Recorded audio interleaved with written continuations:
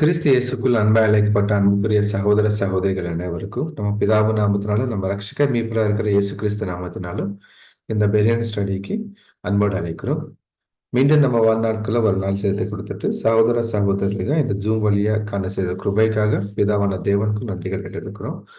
அப்படியே கூட இருக்கிற அனைத்து பரிசுத்தவான்களுக்கும் கிருபையும் சமாதானம் உண்டாவதாக சொல்லி நம்ம இந்த கூட்டத்தின் ஜெபத்தை வழிநடத்த முடிய சகோதரன் அருள்மணினி நம்ம அனைவர் சார்பாங்க அன்போடு அழைக்கிறோம். Thank you sir. நாம் ஜெபிப்போம். மகா இரக்கமும் கிருபையும் அன்பும் பரிசுத்தமும் வல்லமும் நிறைந்த அன்பின் பரலோக பிதாவே, உங்கள் ஏக சக்கராதிபதியே, இரக்கங்களின் தெய்வமே, ஒன்றான ஒரே மீது அப்பா, ஒருவருக்கே எங்கள் போதகரும் குருமாய் இருக்கிற கர்த்தராக இயேசு கிறிஸ்துவின் நாமத்தினுடையவே மிகுந்த துதிகன ஸ்தோத்திரம் மகிமை யாவும் ஒரு இரவு பொழுதிலே நாங்கள் எடுத்துக்கொண்டே தேவனே அப்பா, கடந்த நாட்களிலும் காலங்களிலும் வருஷங்களிலும் உங்களை கண்ணின் முழுக்க பாதுகாத்து இந்த ஒரு நாட்களிலும் கூட தந்தையே உடைய தெய்வீக சத்தியங்களை நாங்கள் தியானிக்கவும் அதை நாங்கள் புரிந்து கொள்ளவும் அதை நாங்கள் பங்கெடுக்கவும் தந்தையே இது பாராட்டின கிருபைக்கும் அன்புக்கும் இரக்கத்திற்கும் தந்தையை கொடான கோடி நன்றிகள் தந்தையே தேவனை கூட இந்த ஒரு நாளும் கூட அப்பா உங்கள் தெய்வீக சத்திய வார்த்தையை நாங்கள் ஆராய்ந்து அதில் உள்ள அர்த்தங்களை நாங்கள் புரிந்து கொண்டு அதற்கு இசைவாய் நாங்கள் வாழவும் கிறிஸ்துவுக்குள் நாங்கள் வளரவும் தேவன் தாமே உதவி செய்கிறார். பேர் கூட தேவன் தாமே சூழல் மத்தியில் நாங்கள் பொறுமையோடும் சகிப்புத்தன்மையோடும் கடந்து சென்று கிறிஸ்துவின் சாலை அடைய தேவன் தாமே உதவி செய்கிறார். பேர் கூட இந்த கூடுகையில் ஆரம்பம் முதல் இறுதி வரை இந்த தெய்வீக பிரசனங்கள் ஒவ்வொருத்தையும் வளர்த்து வேண்டும் என்று இந்த மனத்தோடு கூட கெஞ்சிடும் கூட இரு கூடுகையில் அப்பா பகிர்ந்தக்கூடிய எங்கள் ஒவ்வொரு சகோதர சகோதரரும் தேவன் தாமே உன்னதத்தின் பரவாய் வல்லமை பசுத்த ஆவி தந்து வழிநடத்த வேண்டும் என்று இந்த மனத்தோடு கூட கெஞ்சுகிறோம் ஜீவனில் பிதாவே.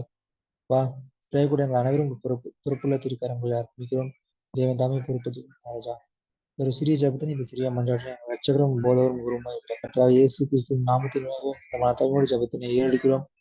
ஜபம் கேளும் ஜீவம் சர்வவளம் இந்த அன்பின் பரலோக பிதாவே. ஆமென். ஆமென். Thank you brother. அன்புக்குரிய சகோதர சகோதரிகளே, நம்ம இன்னைக்கு இந்த ஃபர்ஸ்ட் சாப்டர்ல ஃபர்ஸ்ட் வேல்யூம் செகண்ட் சாப்டர் நம்ம ரிவிஷன் பார்க்க போறோம். ஸோ இதில் ஆல்ரெடி இன்னைக்கு ஸ்கெட்யூல் போஸ்ட் பண்ணப்பட்டது. ஸோ அதில் நமக்கு ஒருத்தருக்கு ஒரு 5 நிமிஷம் கொடுக்கப்படும். இதில் உங்களோட கொஷனுக்கான அந்த சுருக்கமான விஷயங்கள் நீங்கள் ரிவிஷனில் லாஸ்ட் டைம் சொன்ன மாதிரி நம்ம பார்த்துக்கலாம். ஸோ இப்போ முதல் கொஷன் நம்ம ஆரம்பிக்கலாம். சகோதரி மரியா.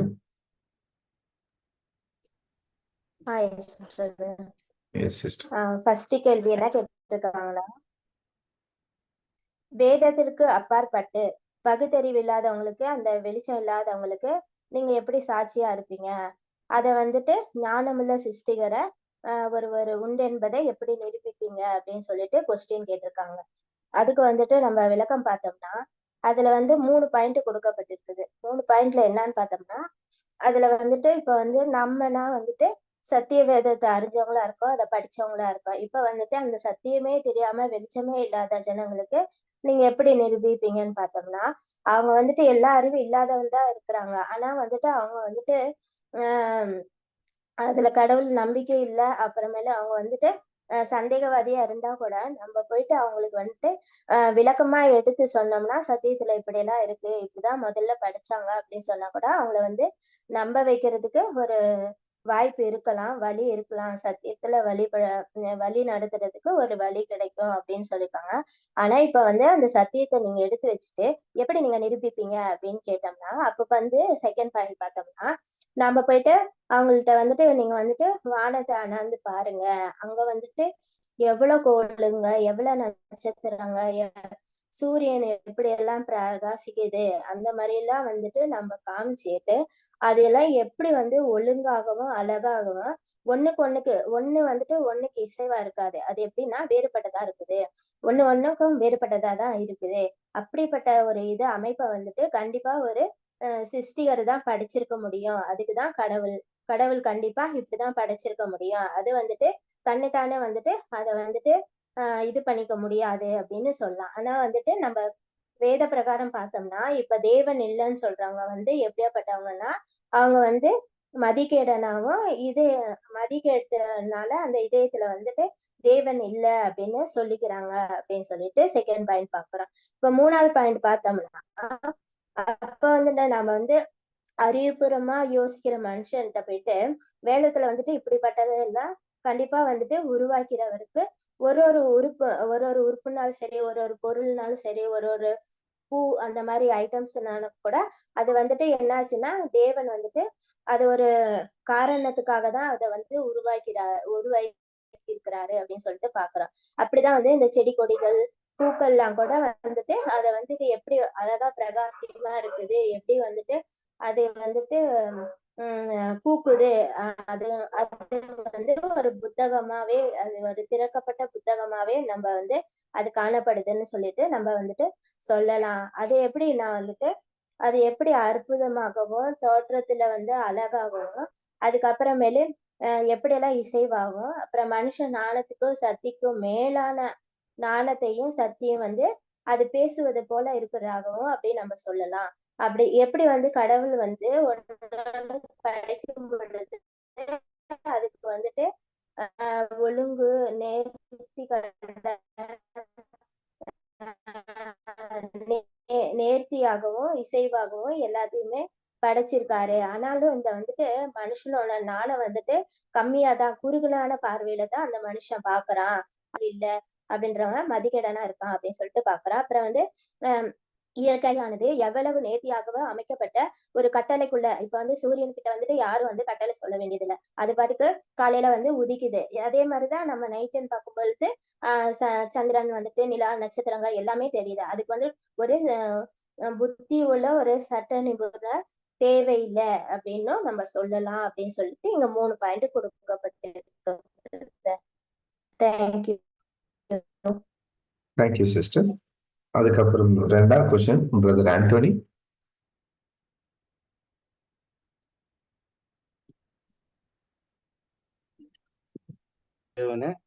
ஒரு ஒன்று என்பது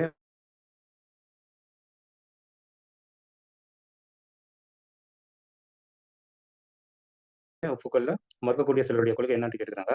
அதாவது இந்த நம்ம கடவுளையே அவங்க வந்துட்டு அவங்க என்ன நினைக்கிறாங்கனாக்கா, இந்த இயற்கை தான் கடவுள், அதனால இருந்து தான் இந்த விலங்குங்க, இந்த அதாவது இந்த வெஜிடபிள்ஸு, ஃப்ரூட்ஸு அதெல்லாம் வந்துட்டு அந்த இயற்கையாக வந்து இருக்குது தவிர கடவுள் நோக்கிட்டு இருந்து எந்த ஒரு இதுலேருந்து வரலன்ட்டு அவங்க நினைக்கிறாங்க. அவங்க வந்துட்டு சொல்கிறாங்க. அப்புறம் இந்த இந்த தகுதியில் இந்த உலகத்தில் வந்துட்டு ஜீவிக்க முடியும் என்றாலும் இந்த எந்த ஒரு கோட்பாட்டில் அடிப்படையில் உள்ளது என்று சொல்றாங்க அவங்க. இது சிறியதா இருக்குது, அவ்வளவுதான் வருது. Thank you brother.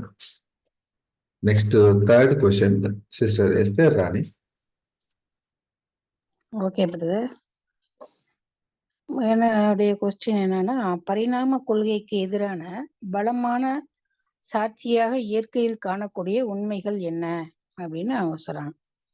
இங்க நம்ம முதல்ல இப்ப பிரதர் சொன்னது போல எல்லாமே விலங்குகள், தாவரங்கள் எல்லாமே பரிணாம வளர்ச்சிக்கு தகுதி இல்லை அப்படிங்கிற ஒரு கோட்பாட்டுல தான் நம்ம பார்த்தோம். அததான் இங்கேயும் சொல்றாங்க, எந்த வகையிலையும் பரிணாம கொள்கை நிரூபிக்க முடியாது அப்படின்னு தான் இங்க சொல்றாங்க. ஒரு சிருஷ்டி ஒரு நிரந்தரமாக அது வந்து தன்னை விட மேலான ஒரு சிருஷ்டியா மாறுறது இல்ல. இப்போ நம்ம மனிதனா இருக்கிறோம்னா அந்த மனிதன் படைப்பிலிருந்து வேற சிருஷ்டியாக மாற முடியாது அப்படின்னு இங்க சொல்றாங்க. இப்ப அதே போல வேறு விதமான அந்த ஜீவிகள், அதாவது சிருஷ்டிகளை புதிய ஜீவியாக பிறக்க வைக்கவும் முடியாது. அதுல எவ்வளோ முயற்சி பண்ணாங்க, அதுல வெற்றி காணவும் முடியல அப்படின்னு நம்ம பாக்குறோம். இன்னும் ஒரு வகை இது வந்து இப்போ நம்ம உதாரணத்துக்கு கம்பளி பூச்சி எடுத்துக்கலாம். கம்பளி பூச்சி வண்ணத்து பூச்சியா எப்படி ஆகுதுன்னா, அந்த முட்டை கம்பளி பூச்சியுடைய முட்டையில தான் வண்ணத்து பூச்சி ஆகுத ஒழிய வேற ஒரு ஜீவியாக அது மாறல அப்படின்னு கூட அங்க பாக்குறோம்.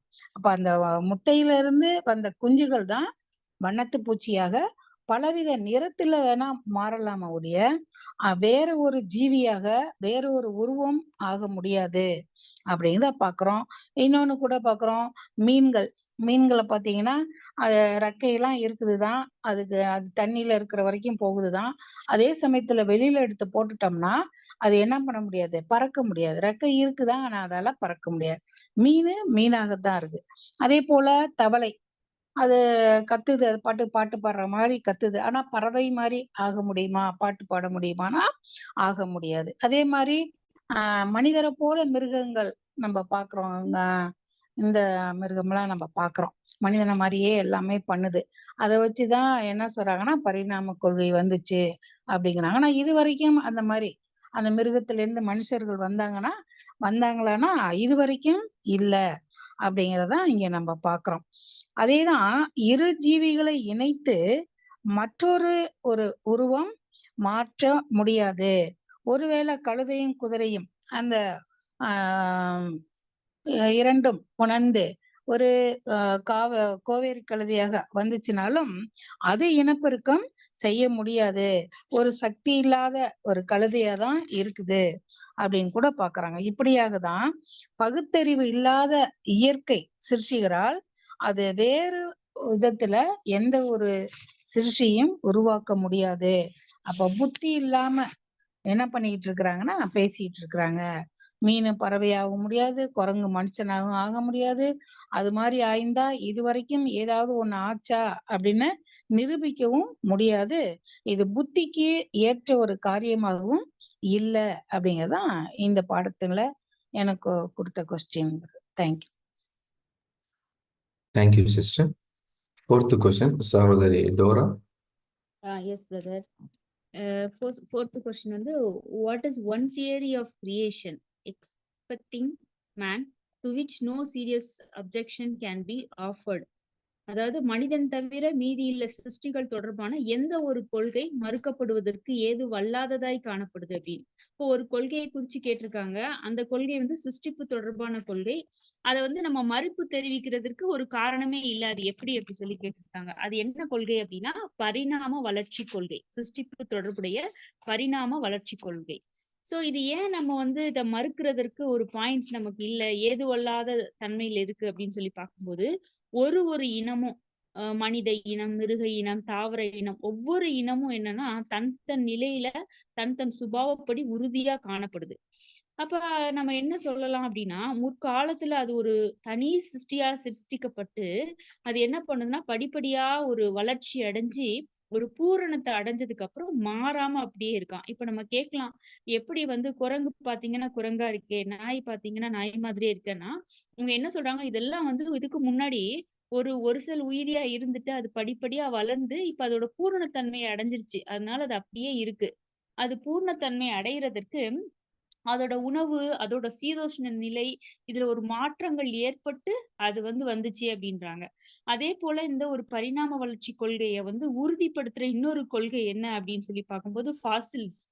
அதாவது உயிரினங்கள் என்ன பண்ணிருக்குன்னா, மனிதன் தோன்றுவதற்கு முன்பே இருக்கிற சில இனம் என்ன பண்ணுச்சுன்னா மண்ணுக்குள்ள புதைஞ்சி அதோட மனிதனோட எலும்பு, அப்புறம் இதெல்லாம் வந்து ஒரு ஒரு கல் கல் சிலை போல, இல்ல அந்த ஃபாசில்ஸ்ன்னு சொல்லுவாங்க, அந்த மாதிரி மண்ணுக்குள்ள இருக்கிறது கூட நமக்கு இந்த ஒரு பரிணாம வளர்ச்சி கொள்கையை நிரூபிக்கிறதற்கு ஏதுவான ஒரு கொள்கையா இருக்கு அப்படின்னு நம்ம பாக்குறோம். அதே போல மனுஷனை மட்டும் தேவன் எப்படி பண்ணிட்டாருன்னா தன்னுடைய சாயலின்படி பரிபூர்ணமா சிருஷ்டிச்சிட்டாரு. அப்ப இந்த ஒரு கொள்கையை கூட இந்த பரிணாம கொள்கை என்ன பண்ணுதுன்னா, மனிதன் வந்து தன்னிச்சையாக சிருஷ்டிக்கப்பட்டான் அப்படின்னு இந்த ஒரு வேதத்துல சொல்லப்பட்ட கருத்தை வந்து இந்த ஒரு கொள்கையானது தவிர்த்து வைக்கல அப்படின்னு சொல்றாங்க. இன்னொரு சாதகமான பாயிண்ட் என்ன அப்படின்னா, இயற்கை. அந்த ஒரு இயற்கை உருவாவதற்கு ஒரு புத்தியுள்ள சிருஷ்டிகர் தேவை, ஒருத்தர் சிருஷ்டிச்சிருக்காரு அப்படின்றத கூட இந்த ஒரு கொள்கை உறுதிப்படுத்துறதா இருக்கு. அப்ப ஒரு இயற்கை வந்து இருந்தாலும் அது எப்படி ஒரு ஒழுங்கிற்குள்ள வரணும் அப்படின்னா, அத வந்து ஒரு படைச்சது மாத்திரம் இல்லாம அது ஒரு ஒழுங்குக்குள்ள கொண்டு வரணும் அப்படின்னா, அதுக்கு பின்னாடி பாத்தீங்கன்னா என்ன இருக்குன்னா, நுணுக்கமான ஒரு காரியங்களை கண்ணோக்கி பார்க்கும்போது சர்வ சிருஷ்டிகரோட ஞானமும் சர்வ வல்லமையுள்ள தேவனுடைய அந்த சர்வ வல்லமையுள்ள அந்த ஒரு கரம் உண்டாக்கி இருக்கு அப்படின்றத கூட நம்மளால பார்க்க முடியுது. அப்ப இப்படியாக மனித அறிவு யோசிக்கிறது உண்மையாதான் இருக்கு. ஆனா இதற்கு அப்பாற்பட்டு அந்த ஒரு சர்வ வல்லமையுடைய ஞானமும் அவருடைய கரத்தின் கிரியைகளும் இருக்கு அப்படின்றத கூட நம்மளால என்ன சொல்ல முடியாது, உறுதிப்படுத்த பண்ண முடியாம இருக்க முடியாது அப்படின்னு சொல்லி விளக்கம் கொடுத்திருக்காங்க. இதை நான் புரிஞ்சுக்கிட்டது. Thank you brother.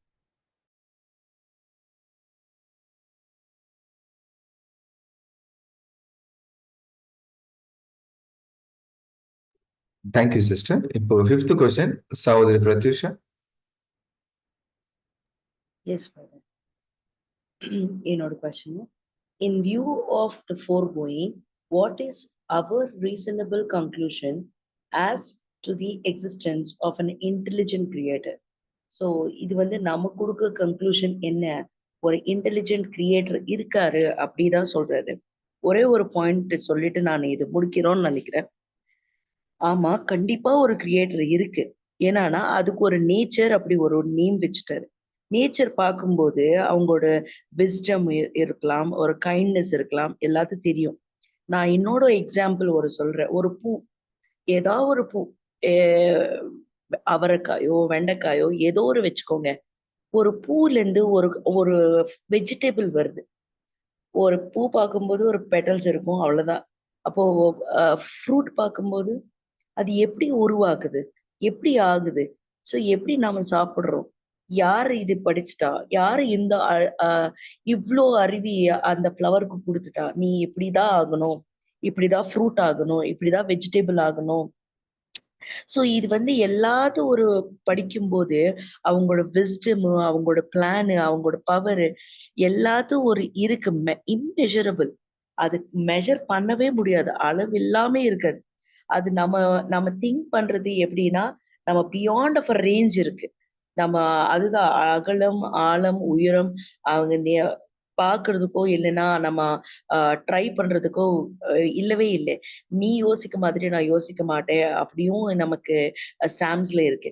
ஸோ இது வந்து அவங்களோட நேச்சர் நமக்கு நிறைய சொல்லுது.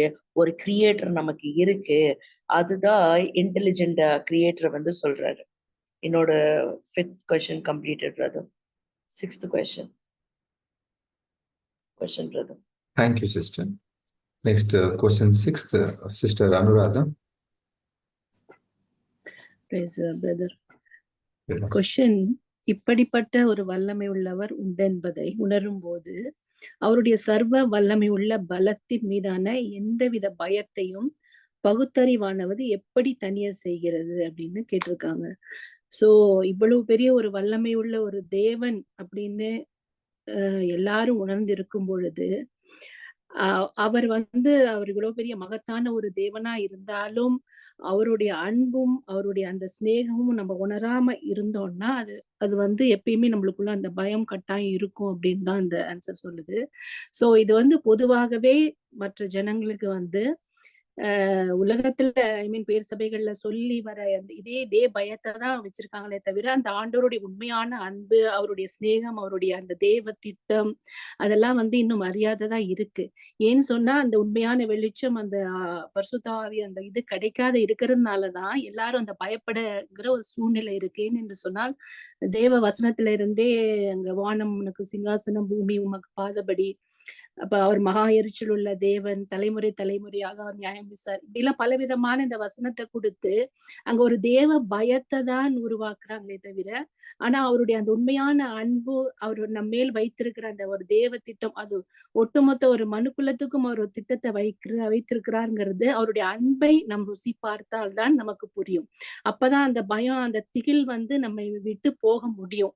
அதுதான் உண்மை. ஏன்னா தேவன் ஒருவர் இருக்கிறாங்கிற எவ்வளோ அவர் வல்லமை உள்ளவர், ஞானம் உள்ளவர் நம்ம நினைத்தாலும் அந்த அதே அறிவை கொண்டு அவர் மிகவும் அவர் அன்புடையவர் அப்படிங்கிறது, நீதியுடையவர் அப்படிங்கறது நம்ம புரிஞ்சுக்கணுமே தவிர அந்த பயத்தை மாத்திரம் நம்ம அங்க எடுக்க முடியாது. அதுதான் இந்த இதுல கொடுத்திருக்காங்க. அவருடைய அளவில்லாத என்னதான் உலகத்துல வந்து எனி அட்வான்ஸ்டு டெக்னாலஜியோ ஆர்டிபிஷியல் இன்டெலிஜென்ஸ் என்னதான் இருந்தாலும் அவர் சொல்கிற வசனத்தின்படி அவங்க வானத்திலேயே போனாலும் அவர் அங்கிருந்து நம்மளை கீழே தள்ளதான் போறாரு. சோ இந்த வசனம் எல்லாம் பார்க்கும் பொழுது மற்ற ஜனங்களுக்கு என்னன்னா அது ஒரு பயமா இருக்கே தவிர, ஆனா அதனுடைய நோக்கம் என்ன, ஆண்டவர் நம்ம கிட்ட என்ன எதிர்பார்க்கிறார், அவருடைய திட்டம் என்னங்கிறது அந்த பரிசுத்த ஆவி வெளிப்படும் பொழுது அந்த பயம் நீங்கி அந்த தேவனுடைய அன்பு, அந்த சாயல் நமக்குள்ள அங்க உண்மையாக அங்க வரும். அதனாலதான் அங்க சொல்றாரு, அங்க சிருஷ்டியை விட அங்க சிருஷ்டிகரை தொழுது கொள்ளுன்னு பொதுவாக ஜனங்க சொல்றாங்க. ஏன்னா உலக ஜனங்கள் எல்லாமே வந்து சிருஷ்டியை தான் தொழுது கொள்கிறார் தவிர அந்த உன்னதமான அந்த மகத்துவம் உள்ள அந்த மகாதேவனை வந்து மறந்து போயிடுறாங்க. என்னன்னு சொன்னா அவங்க அந்த பயத்திலேயே அப்படியே வச்சிருக்காங்களே தவிர மோர் தென் ஆல் எல்லா சயின்டிஸ்ட் என்னதான் பண்ணாலும் கடைசியில வந்து அவங்க சொல்றது இட்ஸ் ஆல் காட்ஸ் கிரேஸ், அவருடைய மிராக்கிள் தான் அப்படின்னு தான் முடிக்கிறாங்களே தவிர சொந்த இதை எடுத்துக்கொள்றது இல்லை. அப்படி பார்க்கும் பொழுது we cannot compare தேவனுடைய அந்த அவருடைய சிருஷ்டியும் அவருடைய வல்லமையும் வந்து அங்க மனுஷனுடைய ஞானமும் வல்லமையும் மிக மிக குறைந்ததே அப்படின்னு அங்க வந்து கொடுத்துருக்கு. சோ அவரை வந்து எந்த கண்ணாலையும் நம்ம எந்த காரணத்தாலும் கம்பேர் பண்ண முடியாது. மனுஷன் எந்த அளவுக்கு போனாலுமே அது வந்து தாழதான் வரும். சோ அப்ப அவருடைய அந்த குணநலன்களையும் நம்ம எப்படி நம்ம புரிஞ்சுக்க முடியும்னா அவருடைய அந்த அன்பு அவருடைய வல்லமை புரிந்து கொள்கிற வரைக்கும் அந்த பயம் தான் நமக்குள்ள இருக்கும்னு நான் புரிஞ்சு கொண்டேன் brother. Thank you. Thank you sister. Next 7th question சகோதரி Nirmala. Okay brother, thank you brother. இப்படிப்பட்ட சர்வ ஞானமும் சர்வ வல்லமையும் சர்வ அன்பும் கொண்ட சிஸ்டரிடம் நாம் எதிர்பார்க்க வேண்டியது என்ன அப்படின்றது கேள்வி.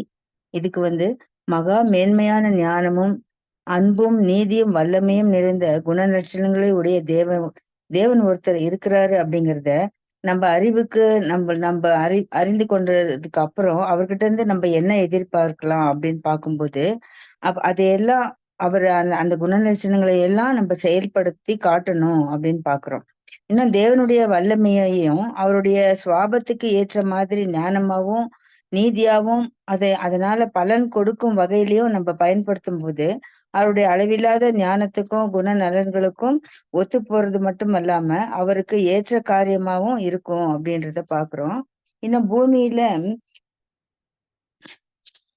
பூமியையும் அதுல உண்டான எல்லாவற்றையும் சிருஷ்டிப்புகளையும் பார்க்கும்போதும் அண்ட சராசங்களையும் பார்க்கும்போது அவருடைய குணலட்சணங்கள் எந்த அளவுக்கு உபயோகப்படுத்தப்பட்டு இருக்குது அப்படிங்கறத நமக்கு தெரியுது. இப்படியாக தேவனுடைய குணலட்சணங்களையும் அவருடைய சிருஷ்டிப்பின் எல்லா வேலைகளையும் புரிந்து கொண்டு அவரை போற்றவும் துதிக்கவும் நன்றி செலுத்தவும் புத்தி அறிவுள்ள மனுஷனையும் அவர் சிருஷ்டித்திருக்காரு அப்படின்னு நம்ம பார்க்கும்போது அவருடைய குணநலன்களை எப்படியாக உபயோகப்படுத்தியிருக்காரு அப்படின்றது நம்ம புரிஞ்சுக்கிறோம். இதுக்கெல்லாம் நம்மளுக்கு ஒரு சாட்சி வேணுமானாக்கா இதுக்கெல்லாம் சாட்சியே வேண்டியதில்லை அப்படிங்கிறது நம்மளுக்கு புரியுது. நமக்கு தெரிந்த அளவு உண்மைகளின்படி பார்க்கும்போது இங்க சொல்லப்பட்டிருக்க எல்லா காரியங்களையும் நம்ம ஏற்றுக்கொள்ளக்கூடியதா தான் இருக்குது. இது எல்லாமே நம்ம புத்திக்கு புரிந்து கொள்ளக்கூடியதா தான் இருக்குது அப்படிங்கிறத நான் புரிஞ்சிட்டு இருக்கேன். Thank you sister. Next 8th question சகோதரர் Karthik. Thank you brother. Question number 8. இப்படிப்பட்ட ஒரு தேவன் தம்முடைய சாயலில் உண்டாக்கப்பட்டிருக்கும் தம்முடைய சிருஷ்டிகளுக்கு தம்மை குறித்தும் தம்முடைய நோக்கங்கள் குறித்ததுமான சில வெளிப்பாட்டை கொடுப்பார் என எதிர்பார்ப்பது அதிக நியாயமான காரியமாக இருக்கிறது அல்லவா? ஸோ இந்த கொஸ்டின்ல நம்ம என்னோட புரிதல் என்னன்னா, நான் நம்முடைய பிதாவாகிய தேவனுக்கு அளவில்லா ஞானமும் நல் ஈவும் அவங்கள்ட்ட இருக்கு. ஸோ அப்படிப்பட்ட தேவன் தம்முடைய சாயலில் உண்டாக்கப்படும் சிருஷ்டிகளுக்கு தம்மை குறித்தும் தம் திட்டங்களையும் குறித்தும் அவங்க வந்து வெளிப்படுத்தாம இருப்பாங்களா? அப்படி நம்ம இதை வந்து நம்ம டீட்டெயில்டா பார்க்கும்போது இது நம்ம வந்து இன்னும் நம்ம ஷார்ட்டா எப்படி நம்ம அனலைஸ் பண்ணலாம்னா, தேவன் வந்து ஆதியிலே நம்மளை வந்து ஆதாம உண்டாக்கும் போது அவங்க வந்து தேவன் வந்து ஃபர்ஸ்ட் எடுத்தோன்னே ஆதாம அவங்க வந்து உண்டாக்கல. அந்த ஆதாமுக்கு தேவையான நிலம், நீர் பிளஸ் ஆகாயம், கடல், அது எல்லாமே தேவன் அவங்களுக்கு அந்த மனுஷனுக்கு தேவையான எல்லாமே தேவன் வந்து அவனுக்கு என்னென்ன தேவைப்படுமோ எல்லாமே தேவன் வந்து முன்னாடியே வந்து கிரியேட் பண்ண அப்புறமா தான் மனுஷனை உண்டாக்குனாரு. ஸோ ஒரு மனுஷனை உண்டாக்குறதுக்காகவே தேவன் வந்து இவ்வளோ பிளான் பண்ணும்போது அப்படிப்பட்ட தன்னுடைய சாயலாக உண்டாக்குன மனுஷனுக்கு தம்முடைய திட்டத்தையும் நோக்கங்களையும் தேவன் வந்து நமக்கு வெளிப்படுத்தாம இருப்பாங்களா அப்படின்னு கேட்கும்போது கண்டிப்பா கிடையாது. தேவன் வந்து அவரோட படைப்பின்ல விலை உயர்ந்த படைப்பாக நம்மளுடைய அவருடைய சிருஷ்டியாக தான் தேவன் இதுவரைக்கும் நம்மள வந்து அவங்க கண்ணோக்கி பார்க்குறாங்க. அப்படி இருக்கும்போது தேவனுடைய வந்து தேவனுடைய அன்பையும் நீதியையும் நமக்கு வந்து தேவன் வந்து முழுமையா நமக்கு வந்து அவங்க வெளிப்படுத்துறாங்க. அப்படி நீதின்னு பார்க்கும்போது தேவன் வந்து நீதியான தேவன் தான். இருப்பினும் தேவனை வந்து அந்த வந்து அந்த அந்த அந்த ஒரு அந்த ஒரு நீதியை வந்து அவர் வந்து நம்மகிட்ட வந்து வைக்கும்போது முதலில் அன்பா தான் வைக்கிறாங்க. ஸோ நீதியா அன்பா நம்ம கம்பேர் பண்ணும்போது அன்பு தான் ஃபர்ஸ்ட் வருது. ஸோ நம்மளோட தேவனுடைய பார்வையில நம்மளோட படைப்புங்கிறது ஒரு இப்போ இப்போ வந்து இதுக்கு முன்னாடி கொஸ்டின் சிஸ்டர் சொன்ன மாதிரி நம்ம இது வரைக்கும் நம்ம என்ன நினைச்சிருப்போம், தேவன் வந்து ஒரு ஒரு கடுமையான தேவனு, அவங்களோட அவங்களோட ரூல்ஸ் ரெகுலேஷன் எல்லாமே ரொம்ப வந்து ஸ்ட்ரிக்டா இருக்கும் அப்படின்னு தான் நம்ம வந்து இத்தனை நாளா நம்ம வந்து நம்மளோட மைண்ட் செட்ல இருந்துச்சு. ஸோ அப்படி இல்லாம தேவன் வந்து நம்ம தேவன் வந்து அவரோட சத்தியத்தையும் அவருடைய ஞானத்தையும் வந்து தேவன் நமக்கு வந்து வெளிப்படுத்தியிருக்காங்கன்னா, ஸோ அது வந்து தேவனுடைய அளவு கடந்த அன்பின் காரணமாக தான் அவரோட நீதியை வந்து தேவன் நமக்கு வெளிப்படுத்தியிருக்காங்க. ஸோ அன்பும் நீதியும் பொருந்திய தேவனுக்கு அப்படி செய்வது அவங்களுக்கு ஏற்றதா இருக்கிறது. இதுதான் பேர் என்னோட புரிதல். தேங்க்யூ பேர் சிஸ்டர். Thank you brother. நெக்ஸ்ட் 9ஆம் கொஸ்டின் 10ஆம் கொஸ்டின் பார்க்கலாம். ஸோ 9ஆம் கொஸ்டின்ல பார்த்தா நமக்கு ஸோ மனிதனுக்கு வந்து அந்த எந்த எக்ஸ்பீரியன்சஸே இல்லாமல் இருக்குது. ஆனா தேவனோட அந்த நாலேஜ், மனிதனுக்கு அந்த நாலேஜ் வந்து ஃபியூச்சர் பத்தி தேவனோட தெய்வீக பிரணாளிக்கை பத்தி கொடுத்திருந்துக்கலாமா அவங்களோட விஸ்டம் வந்து. ஸோ ஒருவேளை அப்படி இருந்தா தேவனோட குணலட்சணம் இருந்தா ஜஸ்டிஸ், லவ், பவர் இதுல அது எப்படி தேவன் வந்து டீல் பண்றாங்க அப்படியோட கொஸ்டின் 9ஆம் கொஸ்டின் நம்ம பாக்குறோம். ஸோ இதுல என்னோட புரிதல் எப்படி இருக்குதுன்னா, இதுல நம்ம வந்து மனிதன் கிரியேட்டர் பண்றதுக்கு இப்போ வரைக்கும் நம்ம 8 கொஸ்டின்ஸ் நம்ம பார்த்தோம். இந்த 8 கொஸ்டின்ஸோட ஒரு கன்சாலிடேஷன் நம்ம பார்த்தா இங்க தேவனோட ஞானம் எப்படி இருக்குதுன்னா, ஒரு மனிதனுக்கு ஒரு எக்ஸ்பீரியன்ஸே இல்லாம இருந்தாலும் ஆனா அவங்களோட ஞானம் எப்படி ஒரு கிராண்ட் ஒரு பர்மிஷன் கொடுத்ததுன்னா, மனிதனுக்கு வேண்டிய அந்த நாலேஜ், அந்த ஃபியூச்சர் பத்தி, தேவனோட தெய்வீக பிரணாளிக்கை பத்தி, அதுல அவங்களோட பங்கு பத்தி எல்லாமே அவங்களுக்கு கொடுத்து அந்த பர்மிட் பண்ணிருக்கிறாங்க அப்படி பாக்குறோம். ஆனா தென் ஷூர்லி டிவைன் ஜஸ்டிஸ், தேவனோட தெய்வீக நீதி, அவங்க அன்பு வந்து அது எப்படி பட்டதுன்னா வலியுறுத்துது. அது எப்படி வலியுறுத்துதுன்னா, அது ஒரு லிமிட்டேஷன், அவங்களோட அறிவிக்கு ஒரு லிமிட்டேஷனோட அது வச்சினது. எதுக்காகனா மனிதனுக்கு சர்டன் டைம்ல அது கண்டினியூஸா அந்த மனிதன் ஒரு சோர்ந்து போகாம ஒரு பயத்துல இருக்காம, ஸோ நடுவுல அந்த அறிவி வந்து அறிவினால அவங்களோட வெளிப்படுத்தல் வந்து கொடுத்திருக்கலாம் அப்படி இங்க சொல்லப்பட்டது.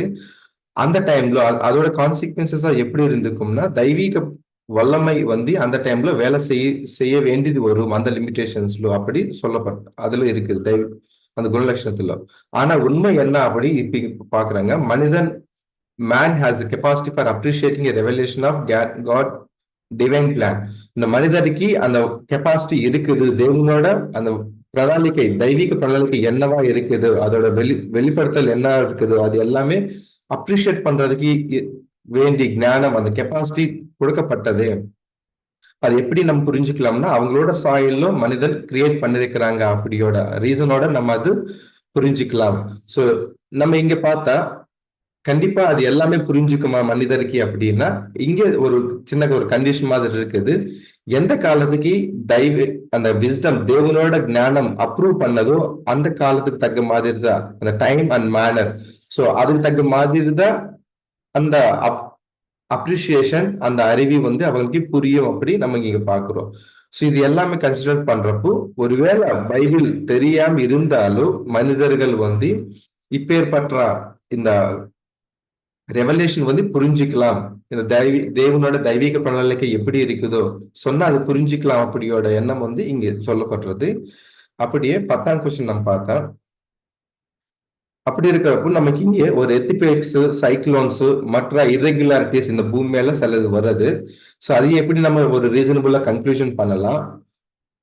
அது எப்படி கம்பேர் பண்றாங்கன்னா general harmony and order of rest of creation அப்படின்னா மற்ற கிரியேஷனுக்கு அது ஆர்டர் ஆஃப் கிரியேஷன் எப்படி இருக்குது மற்றதுக்கு, அப்படியே அந்த பூமி எப்படி நடக்கணுமோ அதுக்கு இந்த இர்ரெகுலாரிட்டிஸ் கொஞ்சம் வேற மாதிரி இருக்குது. அது எப்படி நம்ம புரிஞ்சுக்கலாம் அப்படியோட கேள்வி இங்க கேட்கறாங்க. ஸோ இதுல நம்ம பார்த்தா தேவனோட அந்த கிரியேஷன் பார்த்தா ஒரு ரொம்ப அழகா ஒரு கிராண்டா இருக்குது அப்படி நம்ம பாக்குறோம்.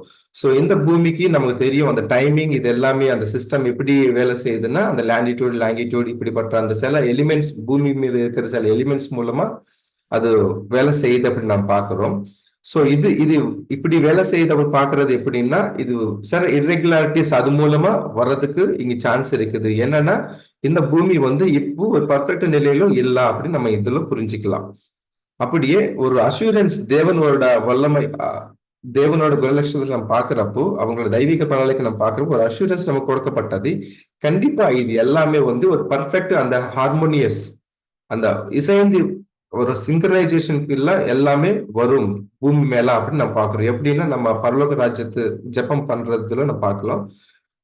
ஆகாஷ் பரலோகத்திலோ உங்கள் சித்தம் நிறைவேறுக்கிற மாதிரி பூமி மேல் உங்களோட சித்தம் நிறைவேறுங்காக்க அப்படி சொல்லப்படுதுன்னா இதுவும் அப்படிதான் பர்ஃபெக்ஷன் ஆகும் அப்படின்னு நம்ம பாக்குறோம். ஆனா சில பேர் கேட்கலாம் எப்போ ஆகுறதுக்கு இப்பவே அந்த மாதிரி பர்ஃபெக்ட் ஸ்டேஜுக்கு கொண்டு வரலாம் தானா, இந்த இர்ரெகுலாரிட்டிஸ் நடக்காம வச்சிருக்கலாம் தானே அப்படி சில பேர் கேட்கலாம்.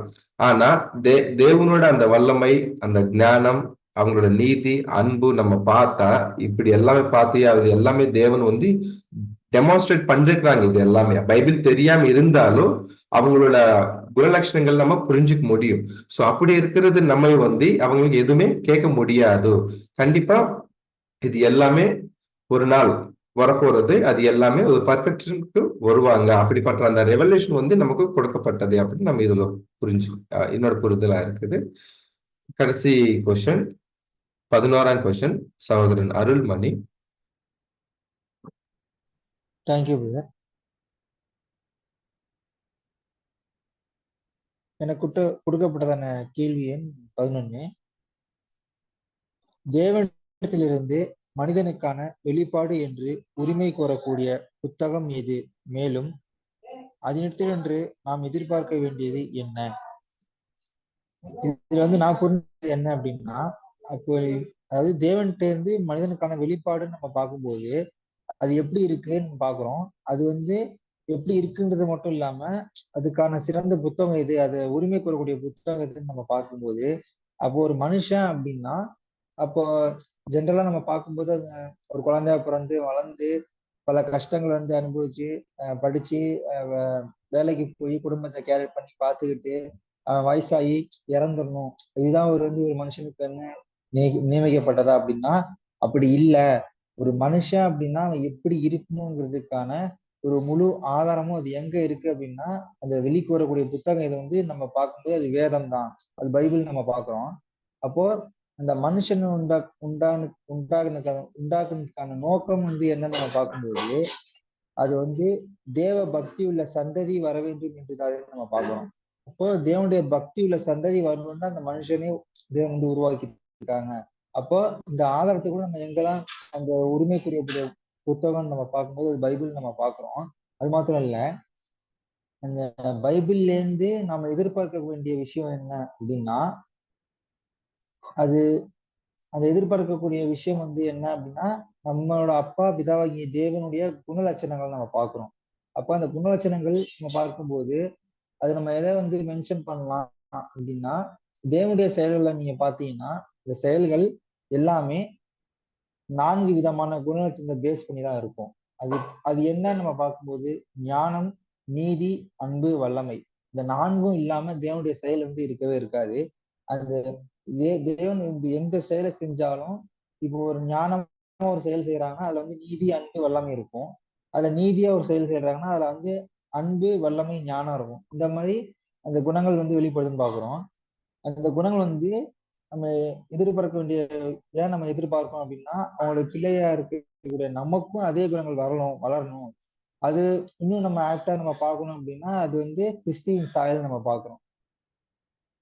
இந்த அளவுக்கு வந்து நம்ம கிறிஸ்துவின் சாயல் அடைஞ்சு தேவ சித்தம் நிறைவேற்றுவதே நம்ம வந்து இதெல்லாம் நம்ம எங்க ரெஃபரன்ஸ் நம்ம எடுக்கிறோம் அப்படின்னா அந்த மனிதனுக்கான உரிமை அப்படின்னா அது வந்து பைபிள்ல தான் இருக்குன்னு நம்ம பார்க்கறோம். ஜீவனோட விடுதலா இருக்கு. Thank you brother.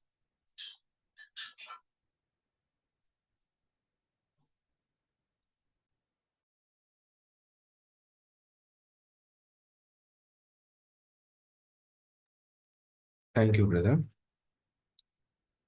அன்புக்குரிய சகோதர சகோதரிகளே, நம்ம வந்து இன்னைக்கு செகண்ட் சாப்டர் 11 கொஸ்டின்ஸ் எல்லாமே நம்ம ரிவிஷன் பண்ணிட்டோம். ஸோ இதுல எதனா கருத்துக்கள் எதனா ஆலோசனைகள் திருப்பி ஷேர் பண்ணலாம், வேற எதனா கொஸ்டின்ஸ்ல அப்படி இருந்தா நீங்க அன்மியூட் பண்ணிட்டு உங்களோட கருத்துக்கள் தெரிவிக்கலாம்.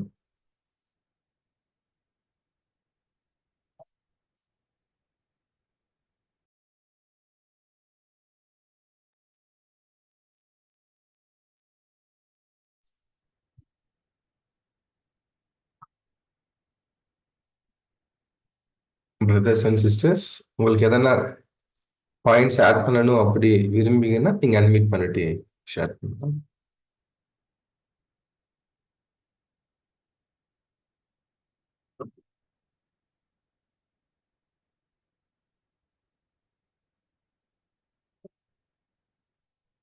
ஓகே, ஸோ எல்லாருக்கும் இது இந்த சாப்டர் கிளியரா புரிஞ்சிச்சு அப்படி விசுவாசிக்கிறோம்.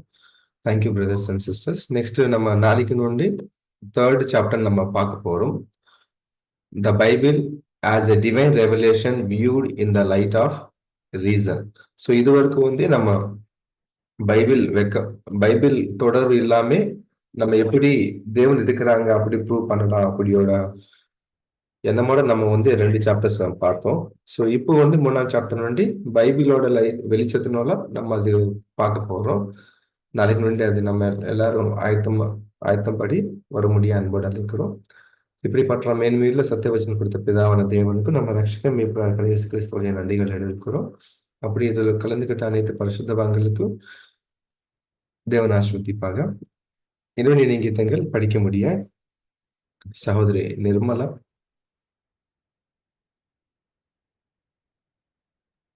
Okay brother. ஓகே.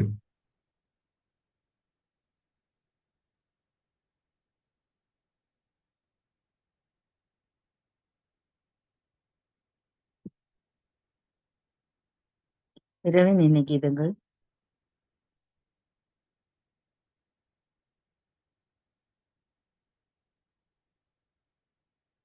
ஆகஸ்ட் 8ஆம் தேதி 1 யோவான் 5ஆவது அதிகாரம் 1வது வசனம். பிறப்பித்தவரிடம் அன்பு கூறுகிற எவனும் அவரால் பிறப்பிக்கப்பட்டவனிடத்திலும் அன்பு கூறுகிறான். பிதாவை நேசிக்கிற ஒவ்வொருவரும் குமாரனையும் நேசிக்க வேண்டும். ஏனெனில் அவர் தேவனுடைய தற்சரூபமும் மாம்சத்தில் மனுஷனாக வந்து பிதாவின் மகிமையுள்ள குணத்தை விளங்க செய்தவராய் இருக்கிறார். அவர் பிதாவை நேசித்து அவருடைய சித்தத்தின் மேலுள்ள வைராகியத்தால் அவருடைய சித்தத்தை நிறைவேற்றி இறுதியில் ஜீவனையும் விட்டார். அதுபோலவே நாமும் நமது தலையும் இரட்சகரும் ஆகிய கிறிஸ்துவின் வழியிலே பிதாவை கனப்படுத்தி அவரது சித்தத்தை நிறைவேற்ற நம்மால் முடிந்த யாவற்றையும் செய்ய வேண்டும். அவருடைய அங்கமாக இருக்கின்ற நாம் அவர் தெய்வ பயத்தோடே நடந்ததைப் போல நடக்க கடவோம். இஸ்ரேல் மக்கள் கர்த்தரை தங்கள் முழு இருதயத்தோடும் முழு ஆத்மாவோடும் முழு பலத்தோடும் நேசிக்கவில்லை. ஆவிக்குரிய இஸ்ரேலராகிய நாம் முழு இருதயத்தோடும் முழு பலத்தோடும் முழு ஆவியோடும் கர்த்தரை நேசிக்க வேண்டும். நாம் கர்த்தருடையவர்களாய் இருந்து அவரை சேவித்து அவருக்கு பிரியமானவர்களை செய்து அவருடைய சித்தத்திற்கு கீழ்ப்படிந்து நம்முடைய ஜீவனையே கொடுக்க நாம் அழைக்கப்பட்டிருக்கிறோம். ஆமென்.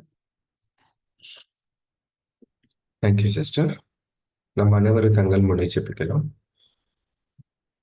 மகா கிருபையும் இரக்கம் இருந்த எங்கள் அன்பின் பிதாவே, அப்பா உங்களுக்கு எல்லா துதி கனம் எங்க ரட்சக மீட்பராகிற இயேசு கிறிஸ்து நாமத்தினால இருக்கிறோம். அப்பா நீங்க கொடுத்த இந்த அருமையான நேரத்துக்காக உங்களுக்கே நன்றி செலுத்துகிறோம். அப்பா சகோதரர்களுக்காக இந்த ஜூம் வழியா காண செய்த கிருபைக்காக இதுல உங்களோட சத்திய வச்சனங்கள் படிக்க அது புரிஞ்சு அதுக்கு தக்க மாதிரி நாங்கள் நடக்கிறதுக்கு எங்களுக்கு கொடுத்த இந்த ஸ்லாக்கியத்துக்காக ஆப்பர்ச்சுனிட்டிக்காக உங்களுக்கே நன்றி செலுத்துக்கிறோம். அப்பா இந்த கூட்டம் ஆரம்பம் முதல் இதுவரைக்கும் உங்களோட தெய்வீக பிரசன்னம் பாதுகாப்பு கொடுத்து வழி நடத்துவதற்காக உங்களுக்கே நன்றி செலுத்துக்கிறோம். அப்பா மீண்டும் நாங்கள் அனைவரும் அப்பா ஒன்றாக கூடி உங்கள் சத்த வச்சனங்கள் படிக்க தானிக்க அதுக்கு தக்க மாதிரி நாங்கள் நடக்க எங்களுக்கு உதவி செய்ய முடியாய். எங்களோட அனைத்து பரிசுத்தவான்களோட பலகீனங்கள் இறங்கி நடப்பா. நீங்க அது ஓவர் கம் பண்றதுக்கு எங்களுக்கு உங்களோட பலன் கொடுத்து வழிநடக்க முடியாது வேண்டி கொடுக்கிறோம் அப்பா.